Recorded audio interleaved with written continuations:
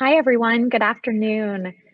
Thank you so much for taking the time to attend this webinar. We're really excited to have you here joining us. I'm Ellen Cummings, the Communications Coordinator for the School of Kinesiology. Just a couple of quick things before we start. Your microphones are muted and your videos are turned off. If you have any questions, please use the Q&A feature below. We'd love to hear from you, and we will have a specific section at the end of the webinar to address any questions. If you do experience any technical difficulties, please feel free to email me at ecummings1, that's ECUMMINGS1 at lsu.edu. Lastly, this webinar is being recorded, and we will send you the video after at a later date, just in case you missed anything from the webinar and would like to review it.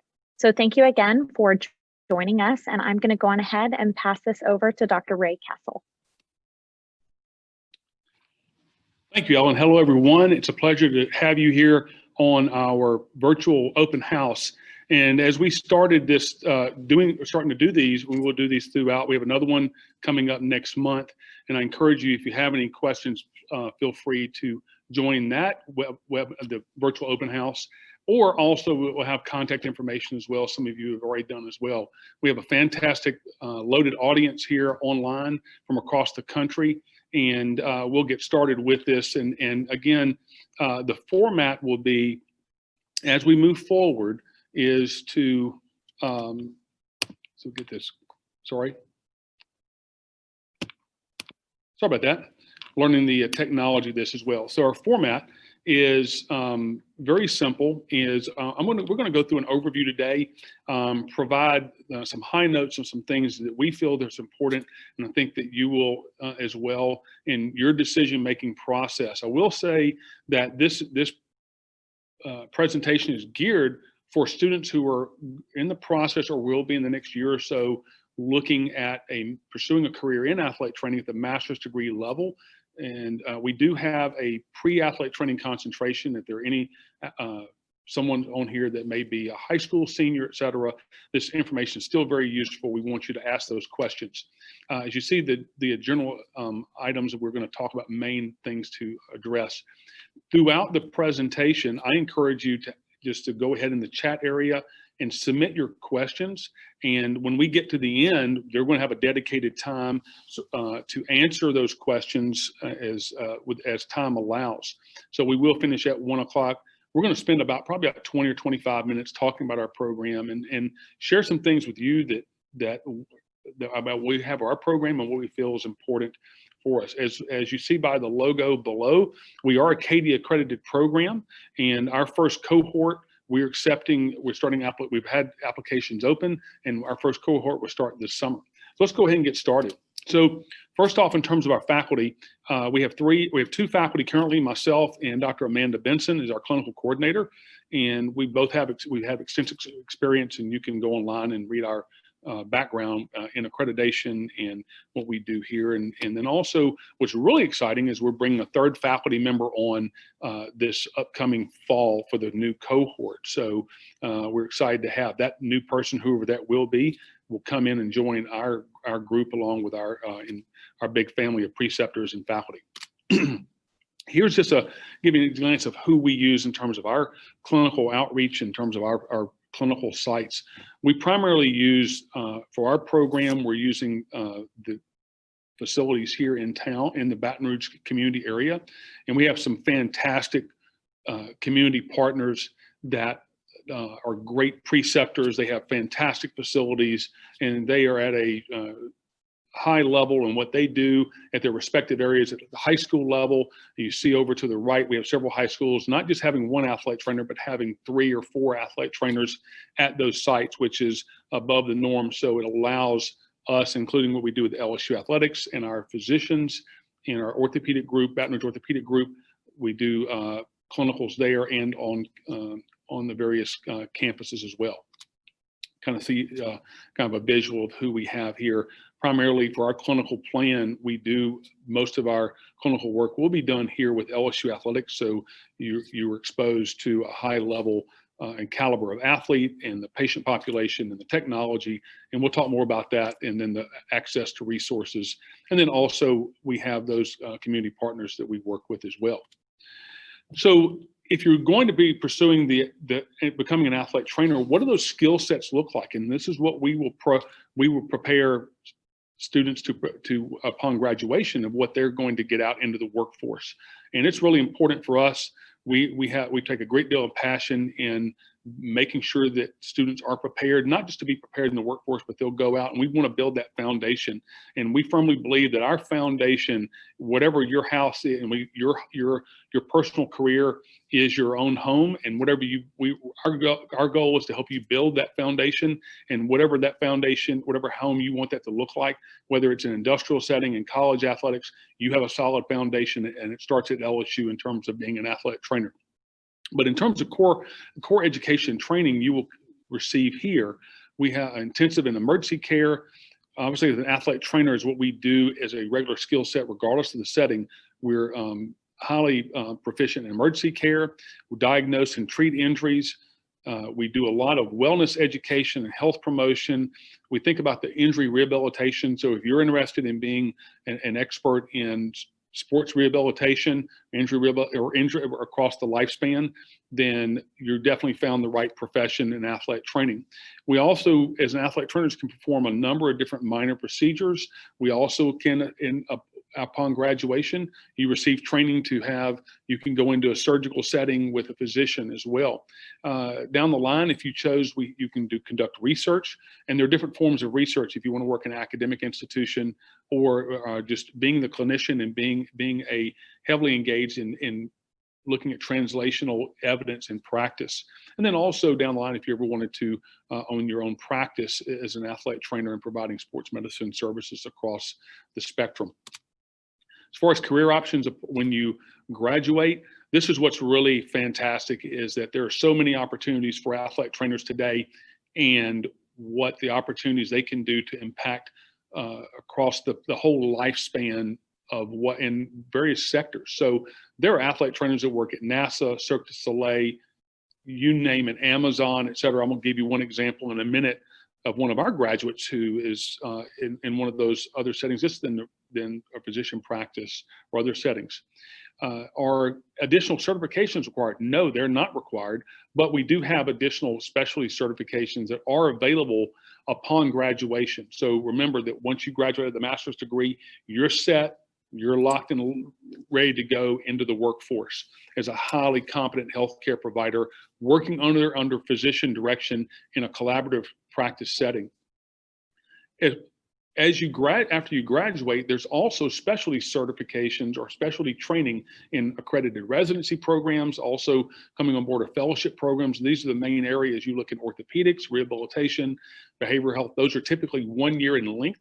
Those are paid positions where you have the ability to get additional intensive training in those respective areas.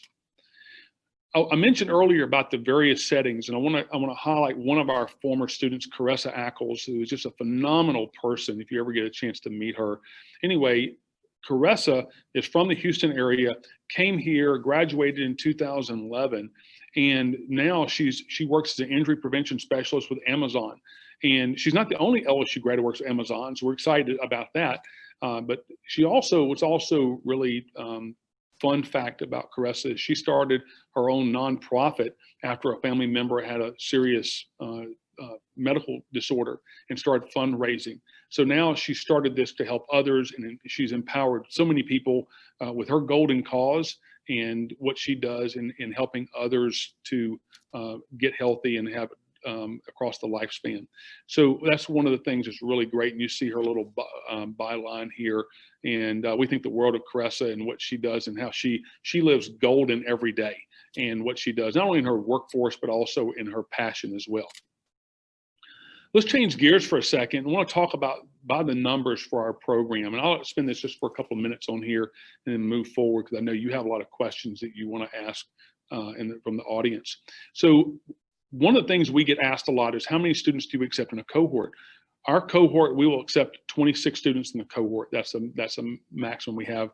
That's one of the larger sizes in the country of all the programs. So you go up to 25 or 30. That's really not many programs offer that. Also, as far as our immersive experience, it's really important. And also we use this accreditation. We do this from an educational component, but we're going to spend, or you will spend, at least 16 weeks in a fully immersive experience. That means no classes other than you are full in that clinical setting, getting high volume of patient care encounters. And it's really important we do that because just like riding a bike, if you ride a bike more, you get better at riding that bike. And it's really important in healthcare that you get those quality moments in patient healthcare. As part of that, a part of our 2-year curriculum is that overall you're going to have about 60 weeks total of clinical experiences throughout the 2 years.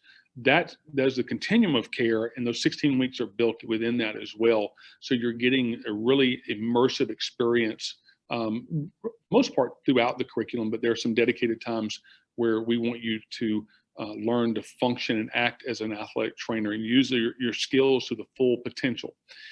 Obviously, with LSU, we have a tremendous opportunity to work with some of the best athletes, not just in the country, but in the world. We have incredible resources here, and we offer that to our students who come into our program also.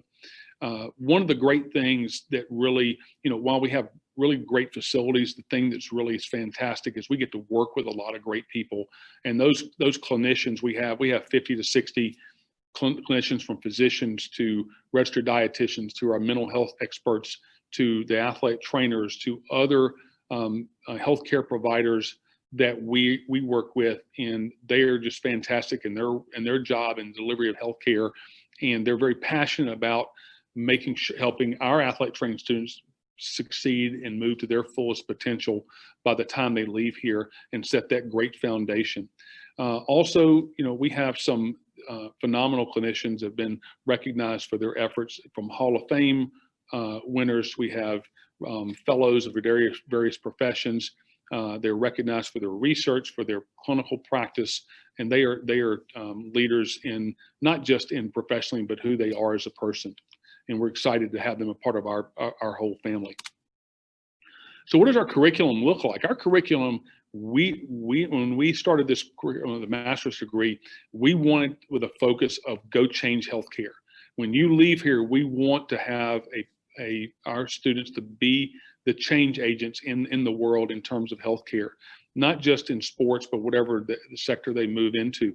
We have the access to some of the best technology in the world. We do in terms of healthcare and what we have available in delivery of healthcare, but also we're intense in trying to ask the serious questions. So we have some of our staff were involved in research right now in COVID research, not just with LSU, but within the state of Louisiana.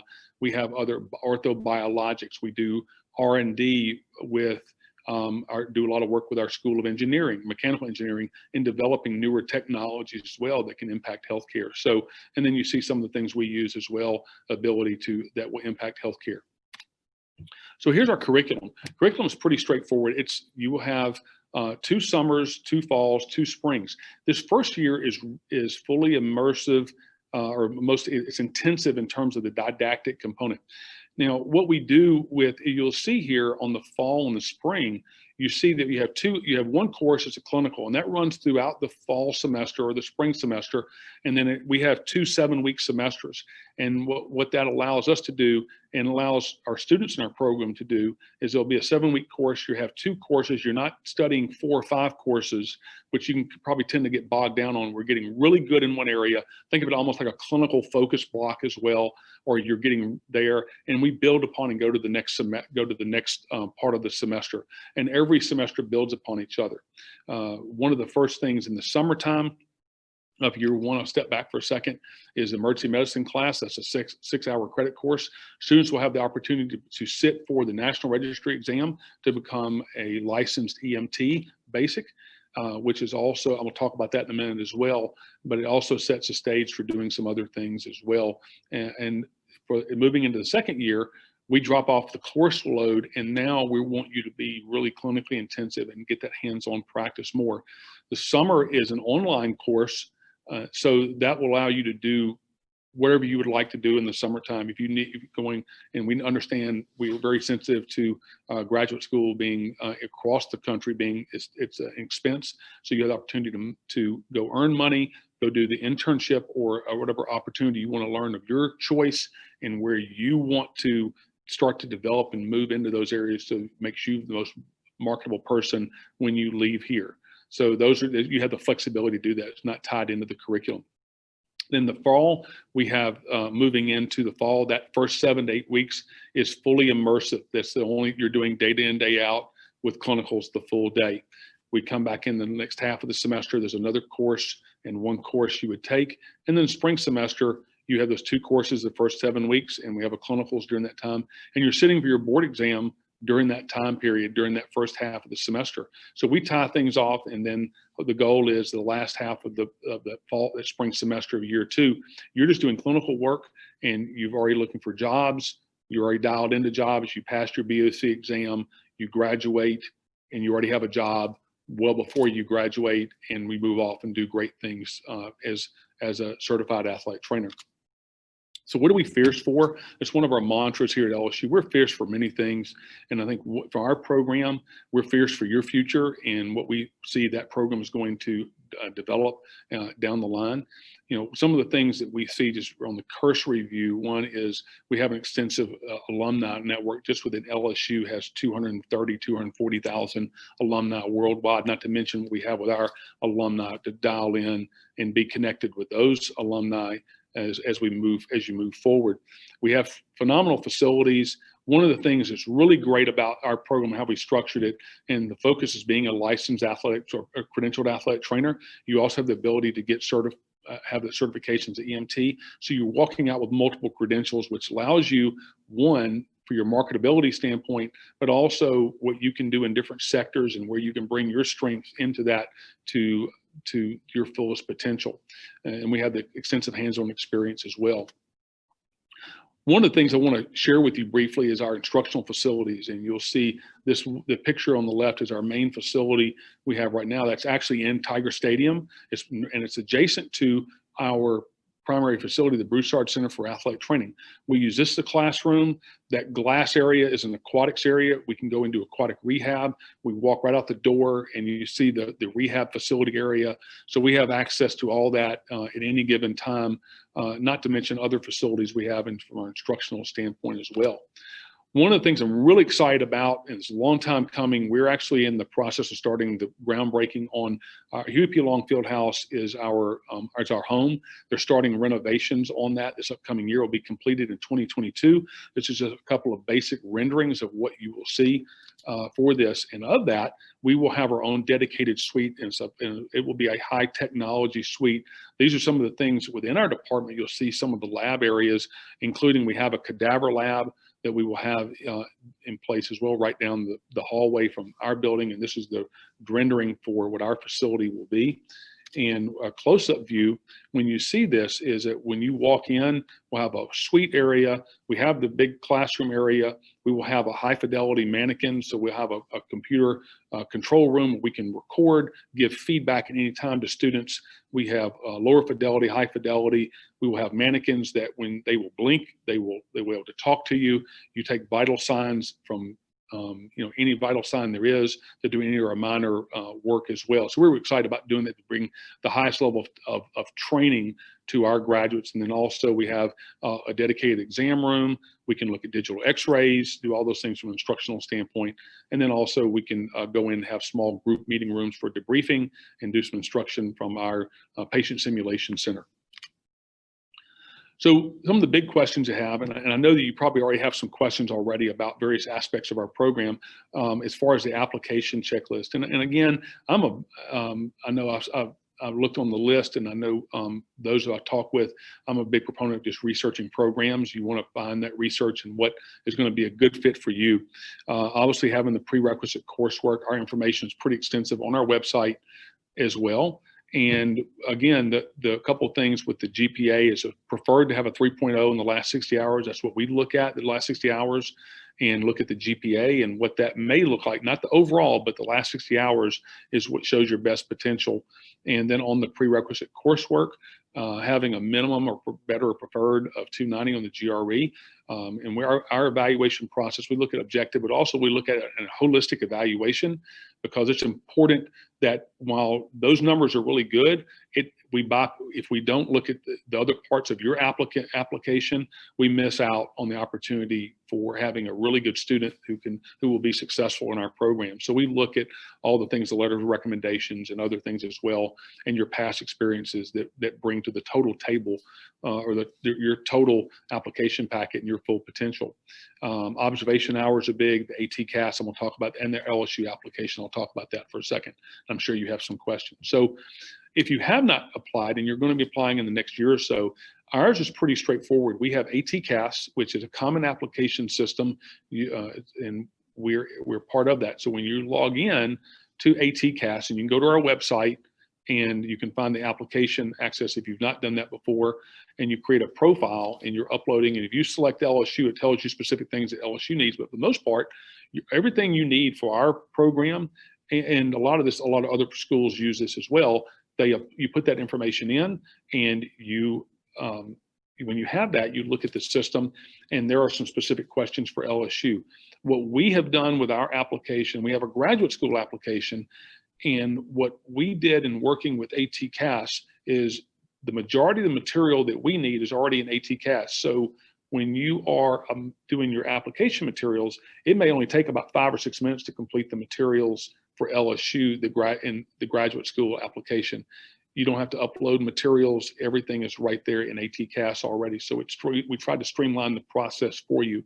So when you hit the submit button ATCAS, then that rolls over, that material then is imported over to us as well. The other thing is that once you start ATCAS, then it automatically, we get your name and email address that you're interested in us, and you have to select LSU. When you do that, if you've not done that already, we start sending you some messages from the graduate school that reminding you how to apply to LSU and other things and milestones that you need to make sure you meet those application and you have a successful application packet, so that we can review your materials and fully consider you for coming into this first cohort. Deadlines are on the right hand side. We're looking at the January 3rd. We made a modification, and I'll talk about COVID implications that came in. One of those things, we wanted to give students more time for the application process, and looking at other materials they have to get in terms of observation hours, GRE, and things like that as well. For our review process, we will start officially with all of our applicants on December 2nd. We'll end that in January 15th. So by that time, we will have gone through a review. We're notifying students for an interview, and we'll start that preferably probably the first part of that first window of January to February, the earlier part of doing interviews, and we'll do those either in face-to-face or in person, whatever's the preference for the student. We want to make that accommodating, and it's also, if you're traveling far, it can be an expense as well. So that's the main thing. Other one, we have some COVID questions or any other questions that may be out there.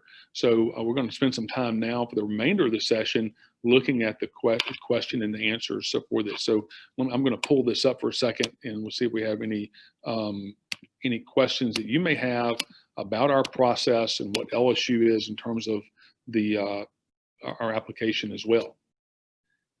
So we have a couple of questions coming in. So just give me 1 second. We can look at these, and as we're using this Q&A. So one of the questions that came in was so when we have after interviews, would a student find out if they got into or accepted the program? So we're going to have a very rapid process. So when you see that window, look at that criteria or the window time frame. So when we see that, we're gonna start that. Our review process is actually 2 parts. We have the objective, which is your scores, and we want to make sure that applicants are meeting the criteria and to get into the program, and they've had that submitted material. Then we go into a folder review, and that folder review is more comprehensive. So then we're looking at all the material. So are the letters of recommendation, the observation hours, the coursework that's more in depth of other than the GPA, and then we move into that phase. So during that week around the 15th, or well before then, our plan is to notify applicants of when they're getting an interview, and we've gone through that process, and then from that we look at that to then do an interview, and then we have a very short turnaround. And our goal is to do the shorter window so we can give students ample time to make a decision. We know this is a big decision, and we're offering students that a seat for our program. So here's another good, or actually a great question. It's outside of grades, and grades are important, but what makes a student's application stand out? Well, one of the things that I think you look at all those things, obviously the letters of recommendation, and those are tied in, obviously you having having an athletic trainer who your individuals who are going to evaluate your ability to be successful as an athletic trainer, as a healthcare provider, ability to make decisions, be able to handle the stressors of graduate school in the program as well. But I think one of the things I think that does look good, and it comes up as a question, is about observation hours. And we want to see if you have if you have any hours under an athlete, any hours under a healthcare provider, period. Whether it is, and you think of the types, you have to, if you're working a job, say if you were a scribe at a hospital, that's under a physician or the healthcare providers, that's work, it's paid experience. You may have volunteered at a race in the medical team. You may have decided to get those hours you needed just as part of an internship class.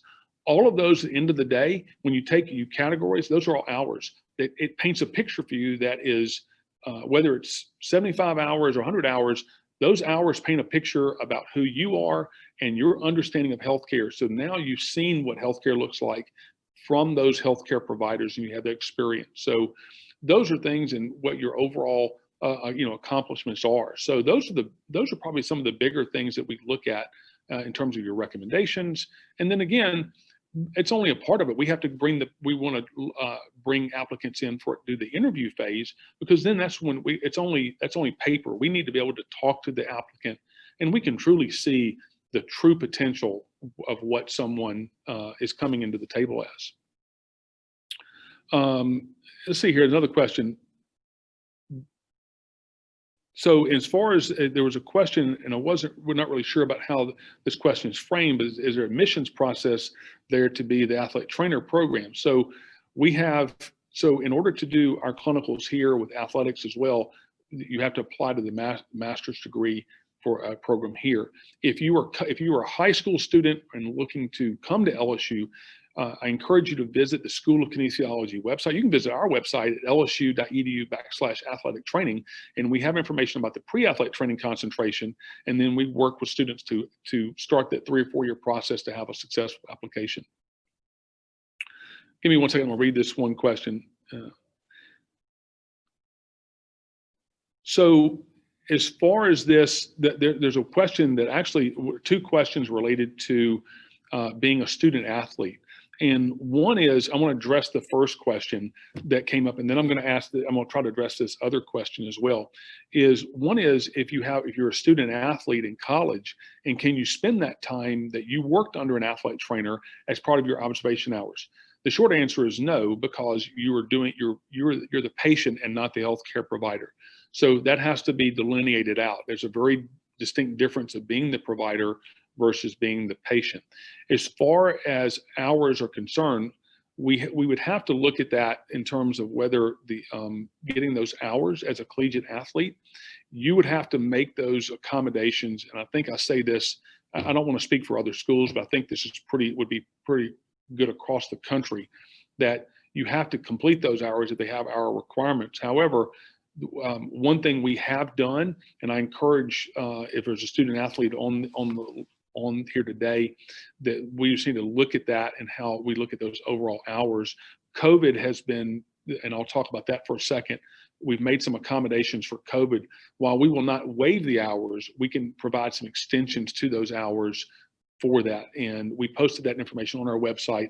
So I encourage you, if you have questions about whether you're going to get those hours, then just to reach out to us. And I've got our contact information on our website so that we can answer those questions for you to the fullest, and also to answer that as it's an individual question of how your individual situation. You may have had some hours, you've had a stopgap in hours based on where you are in the country. The country is coming back and doing those things, and also how we can help you if you're having difficulty with some of those in your region. We just need to find out. We may have some of our alumni in the area who they may actually be available. So we want to help you to get those hours, because it's going to help you as a great applicant, regardless of where you are. If you decide to apply here, if you didn't, we want to make sure you're successful in your career endeavors. So one of the things I want to look at in terms also as far as the cost of one of the questions, the cost program or overall cost. One of the things that I encourage you to visit our LSU website in the graduate school for full tuition and fees with that, and you can do the calculations on that.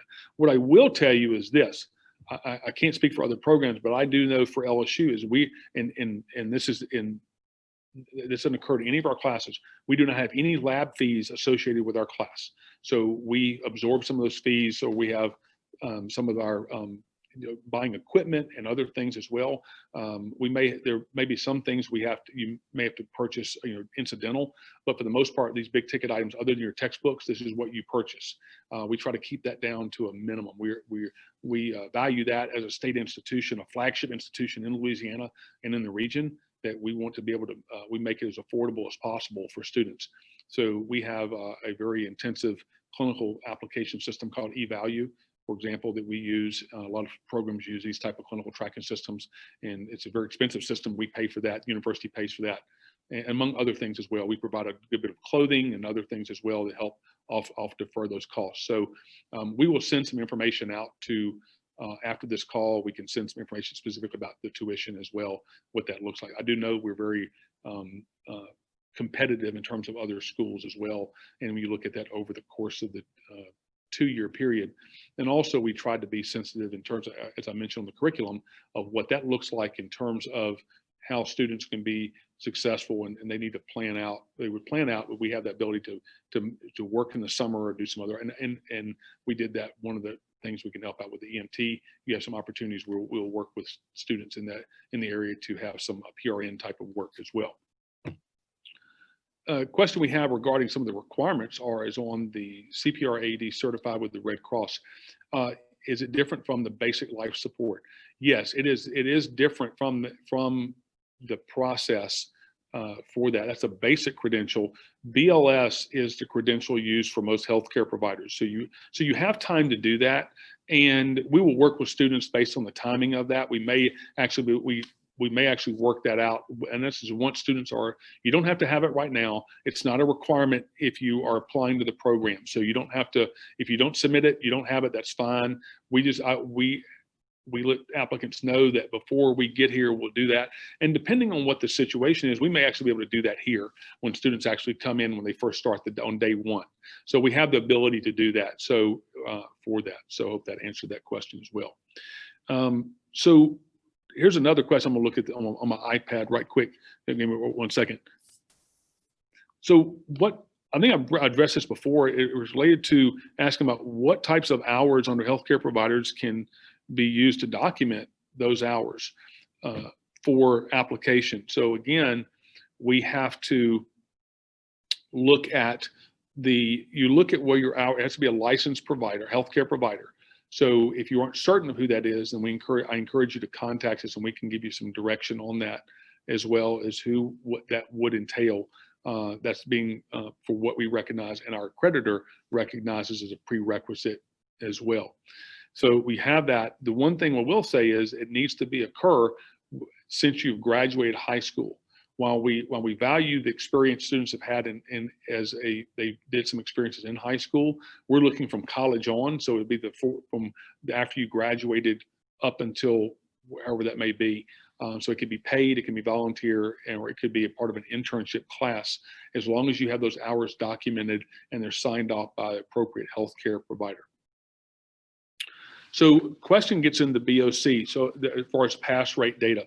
So under the master's program, we don't have any data for our master's degree, and it's going to be a lot different. The setup is from that standpoint.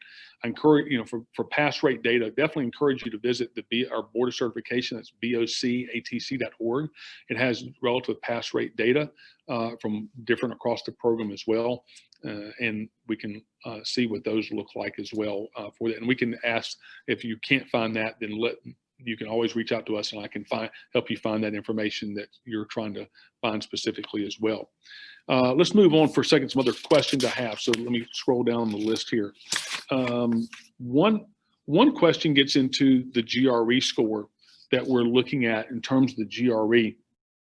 Is what does that look like? And part of that has to do with COVID questions. I'm gonna address that on two different levels for COVID concerns that we've had, and then also it got posted up here a minute ago, was related to the GRE. If you're having difficulty taking the GRE by the deadline, the GRE has, or ETS, which administers the GRE, we still require that as part of the application material, but you can do that online. So ProctorU they use ProctorU. So we put information on our website related to how you can take it from home. And we had several cases where we had several applicants who contacted us and their testing date got canceled. So that's the alternative. It has until the end of December to complete that and submit that. Also note that there's a special code, LSU specific, for ATCAS, and when you submit the GRE code. As far as the other one, the COVID question was related to, and I think I addressed this already, but looking at what the observation hours are and when you can complete those.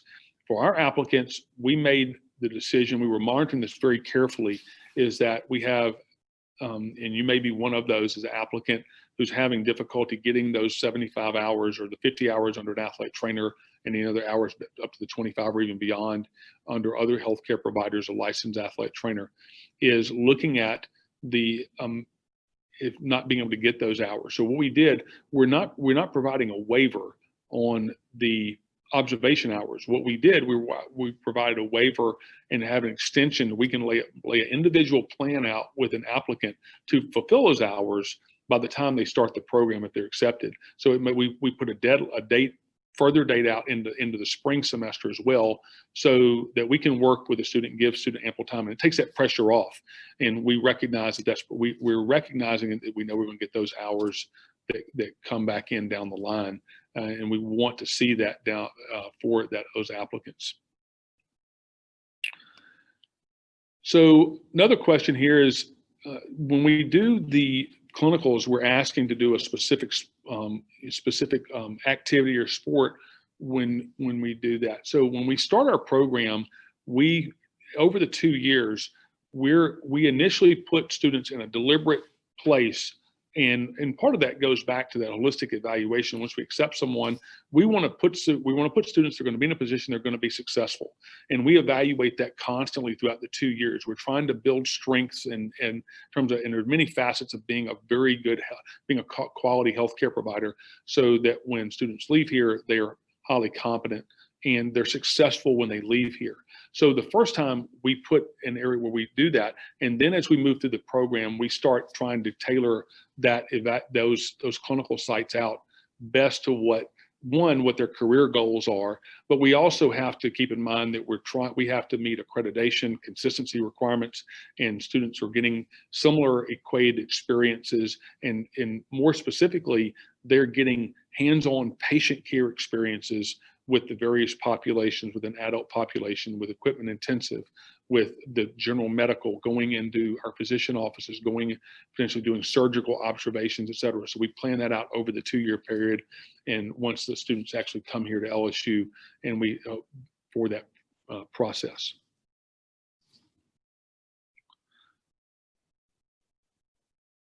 Okay, as far as, excuse me, another program, a question that comes in is, it's related to the the certifications or other credentials that we get and or at least we offer. So within our program, and it's related to what else do we do within our program? Well, first off, I mentioned earlier that we have the ability, and this is optional for students to do this, but in our first semester, we have the ability, or the students will be able to sit for the National Registry exam as an EMT. And it doesn't mean the student will not practice in their clinicals as EMT, but it does look and open the eyes for another area of healthcare and what we deal a lot with on a day-to-day basis, depending on the setting. So we want to make sure that students have that ability. What that does also, it also allows students on the outside of their clinical experiences, they may be able to do some PRN with a local ambulance service here. So it gives them an ability to earn money while they're periodically going through school if need to, or in the summertime as well. But also we have a number of students who want to who want to pursue different aspects of healthcare and emergency care. For example, there are athletic trainers who work for and who provide medical care to fire, law enforcement, and that may be a requirement for that employer. So we want to make that, it's a really easy process for us to, that bridge right there. So we make that available for students. And then when they leave, they'll graduate with the BOC credential as part of the master's degree. And then they will have different opportunities throughout their 2-year curriculum to be exposed to the number of different settings. And then also we try to work with students. We work as best we can, and we try to pair them up with different sites or experiences, even volunteer experiences. For example, we each year we bring students up to the Boston Marathon to get that large scale experience. We have a number of events here that's outside the curriculum, but it's a valuable experience that they get to do, or they would want to do, because they may want to get a large, they want to work in that large type of setting, or get that in terms of heat-related illnesses or something along those lines. So I got another question coming in. Can an applied kinesiology class that focuses on exercise and sport satisfy the exercise physiology prerequisite requirement? The short answer is, and I hate to say, I want to say, I can't say yes, because we have to look at what the course description is and see if it does that. If it does that, we have to make sure the other prerequisites are met. So it's in that same area. I think if it's applied, and if it has, again, it goes back to the syllabus, we have to look at that. And we have a process to review the course syllabi. So when applicants are coming to our program, they would visit our website. We have a form you fill out, and we go through a formal review of that, usually in 3 to 4 days and business days, and then we can get that back to you in the letter, and then you simply submit that into the application portal as part of your application materials. So here's a good question regarding memberships. So there's a section for memberships, and what are some examples a student may add to the section? Would honor societies and honors programs count them? Yes, definitely. Those are any organization you're a membership of. It's just showing in a snapshot, similar to what your resume does. It shows this is what you're involved in and during your past experiences. So if you've been a member of an honor society, yes. If you've been a part of other college or other professional associations, then yes, do that. We want you you look what that does, because that paints a picture. We can see the resume, but also we get that those are kind of highlight points for that for any student and what that looks like, or if you've attended conferences or doing professional development, if you've done that, if it's applicable. So again, just want to point that out. That's some of the things you look at from an application process.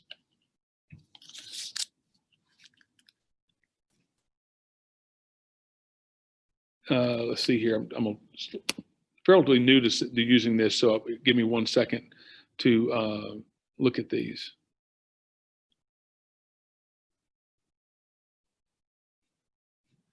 I'm going to ask Ellen if you see any questions that I may have missed. I know we have a number of questions out here. If you see any that that I may have missed by chance. Okay, there's one that she's sending to me right now for this. Okay, here's this is a really good one. So the question comes up as a pre-athlete. Okay, to make sure I read that correctly on the screen. So the question is, what degree do you need to apply to athletic training, or do you need a pre-athletic training concentration or a focus or a track or emphasis at your institution? The short answer is it'd be desired, but it's not required. You can have what any school looks at is they're looking at the prerequisites, and that typically gears you for that. So you can have a business degree and you want to change into healthcare and you want to become a licensed athletic trainer, you have that. Or it could be in psychology, or the pre-AT track at most, I know for here at LSU, we meet all the requirements to apply to LSU, and then we've looked at most of the institutions, and it meets accreditation requirements, and we have designated courses that would fulfill that, all the minimum prerequisites for all the institutions across the country. So it may be some institutions may have some other small prerequisite or unique prerequisites. For example, we require medical terminology, but we feel that's a very important. It's going to be helpful with how the student's trajectory moving through our program is going to be beneficial as they go through our program, and then are some other health and wellness classes. So regarding the concentrations, you have those prerequisites out there, and we have to. We would do we do a review of that on looking at the course description and see how well that matches up to what our requirements are, and we have that on our website what those courses are. But also, if you have a question about those, then we encourage you to set up an email, or you visit our website, you can schedule a meeting. We do a Zoom meeting, and we can do that pretty rapidly, so you get your questions answered on any variety of topic. And we'll spend 30, 40, we have a block of 30 minutes. We can spend that or spend longer, whatever we need to answer, not just one question, but typically if it's one question, it may be 2 or 3 questions, and we can address that as best we can. So another question related to coursework is how do you know that if your coursework credits will transfer in? So your courses, I want to make just a real quick distinction, is that they're not transferring in because they're not counting for graduate credit. What we're doing is we're looking for an equivalency. And so if you've had a biology, we want to see that it's going to meet that biology course or close to that here, or that prerequisite, that cognitive area, or that what you've learned already. So that's what we're looking at, and what other institutions look. I'm assuming they do the same thing as well, is that it doesn't have for graduate credit. So we're simply seeing if you've had that background in that course credit, you've passed that course and moving forward for that. So it's not a transfer in. We're not accepting it specifically. Oh, you're going to transfer this course in and apply. We don't have any transfer mechanisms, and we don't. And undergraduate courses will not transfer for graduate credit or any of the courses. What it does is prerequisite knowledge, and whether you meet the minimum prerequisite knowledge areas is part of the application process. Okay, let's see here. Probably we've got time for probably about 1 or 2 more questions, and before we have to sign off for the day. And one of the things I want to emphasize is when you're looking at this application process, is it does take some time. So it's not something when you're going into ATCAS is you'll put all that information in. So, and this has come up on several occasions, that when you're submitting your material in ATCAS, you're simply uploading a lot of that information into it, and no institution gets that information until you actually select that institution and you hit the submit button, and then that way the individual institution can accept that. So we don't see that information on the front side. With that being said, I encourage you, if you have a question about our program, then definitely want to reach out, and we can address those questions need to. So one of the questions that comes on as far as the application materials is related to the GRE, and is that a main factor that determines if you're invited for an interview, or if someone less than a 290 can get in? It is a factor among other things, but it is not the factor. I want to emphasize that it is not the factor.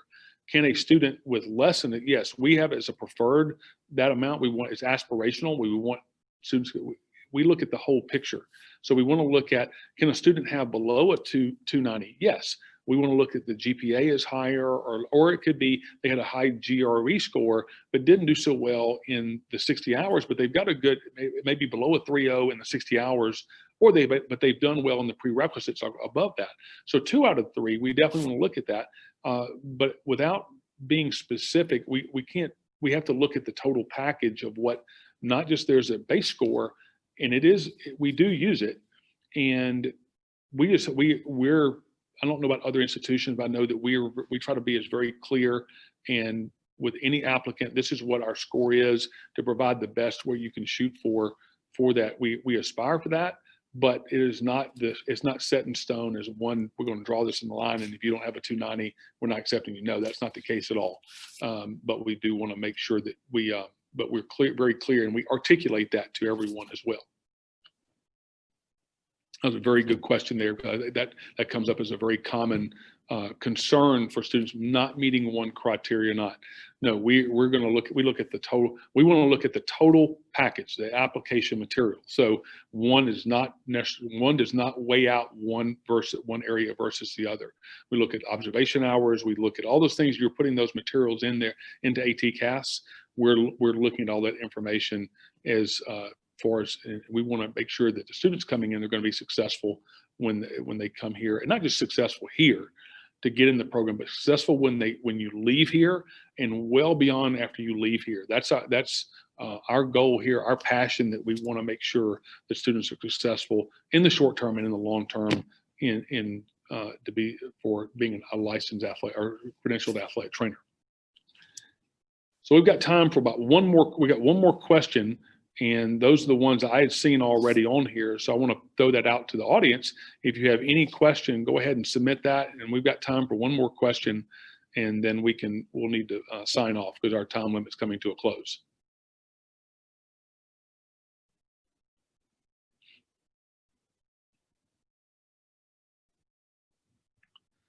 And while we're waiting for a question, I will say this once this is over with, we will provide a recording. So in case you missed a question, and then also just to keep note that we're going to send you some additional information about LSU. Some of you are not from here. We've got some nice resources in terms of YouTube videos about LSU, about the culture, what that looks like here, that will be very informative if you've not researched that already. And then also, as we are moving forward, as with the new program, and just to be very upfront about this, we're developing phases of this as well. And I've mentioned this to, I know some of you I've talked with her on this call, on the webinar today, that we're going to be publishing out what that looks like in terms of our application materials, our application process, and what that criteria looks like. We're still in the process. We're having to coordinate with ATCAS and our graduate school of what the scoring criteria is and how that shows up, and so that we have those very clear metrics so that you see what that is. So we want you to have a full understanding of what that means, and you'll see in full what that looks like in terms of the objective side, the subjective side, the interview phase, and in part of that, what that holistic assessment is. There's a component we're going to look at that, because I think it's a very big, not just but I think we as a whole in our program here, we want to do a 360 view of every applicant and see where that as an overall where their potential is. And we're excited about getting that process in December and being able to review applicants and review individually as you're applying.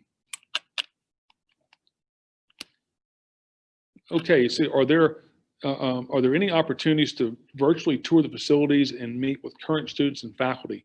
We've been working on a second one to do a virtual tour, and right now the coordination side is to get a virtual tour. So we are in process for that. It will not be until later on. For this next call, we'll have a similar format for here, but we've been looking at that because I think that's been as we're seeing this, we've had a couple questions that come back and forth, and that definitely comes as meeting with several of the students, the faculty, and we can definitely accommodate for that as well. One of the things I encourage you to do is setting up you want to set up an individual meeting, and that's probably the most robust for you individually, because we can spend the dedicated time you need to answer your specific questions, and also, and if needed to, we can set some individual one-on-one time with others as well. So I hope that answered that question. I think it's an excellent question that as we're moving into this virtual world and trying to go back to the regular world as well, but we want to see that as well and seeing some other, who we are. We do have some videos that are coming out in the near future that we are working with some of our preceptors to see those different sites and just get their perspective on what being an athlete trainer. I think it's really important that you all see that, not just take my word from it here, but who we are as LSU, and also who the individuals that work with our students and making our program I think it's a very fantastic place to live and work, and we have good gumbo and good food all year round. So. All right, well, that pretty much concludes our time. We're coming up on the 1 o'clock hour. It's a pleasure to visit with you today. I encourage you also that if you have questions, then you can look at our information here. I encourage you to take a quick snapshot, pull your phone out, take a picture of it. You've got follow us on Twitter, our Athletic Training Twitter. We have also our Facebook account. You can direct email us at athletetraining.edu. The phone number, you can see right here, the main number to the School of Kinesiology. If you also want to reach out to myself or Dr. Benson, feel free to do that.